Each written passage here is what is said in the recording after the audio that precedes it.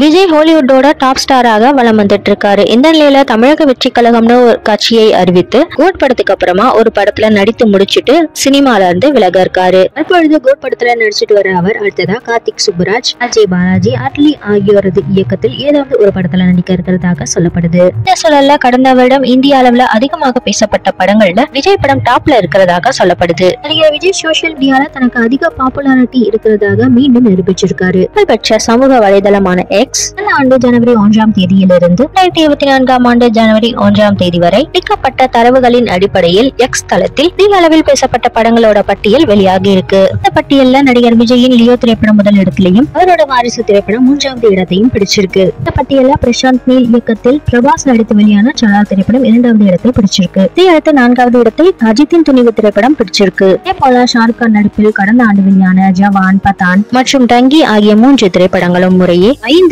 7 மற்றும் 8வது இடத்தை பிடிச்சிருக்கு. பிரபாஸின் அட்டல் பிளாப் படமான ஆதிபுருஷம் இடம்பெற்றிருக்கு. மட்டுமில்லாம கடந்த ஆண்டு இந்தியாவில் ட்விட்டரில் அளவு பயன்படுத்த ஹேஷ்டேக்கின் டாப் 10 பட்டியலையும் வெளியிட்டிருக்காங்க. அதுல நியூ ப்ரொஃபைல் பிக் ஹேஷ்டேக் தான் முதல் இடத்தை பிடிச்சிருக்கு. இதையடுத்து 2வது இடத்தை கிரிப்டோ ஹேஷ்டேக் பிடிச்சிருக்கு. இதையடுத்து எஞ்சியுள்ள 8 இடங்களை பொழுதுபோக்கு சம்பந்தமான ஹேஷ்டேக்குகள் பெற்றிருக்கு. இவையில நடிகர் விஜய் நடிப்புல வெளியான லியோ படத்தோட ஹேஷ்டேக் 3வது இடத்தை பிடிச்சிருக்கு. இதையடுத்து ஷாருக் கானின் ஜவான் மற்றும் பதான் ஹேஷ்டேக்குகள் முறையே 5 மற்றும் 6வது இடத்தை பிடிச்சிருக்கு. 7வது இடத்துல பிரபாஸின் ஹேஷ்டேக்கும் 7வது இடத்தை ஆதிபுருஷ் ஹேஷ்டேக்கும் பெற்றிருக்கு.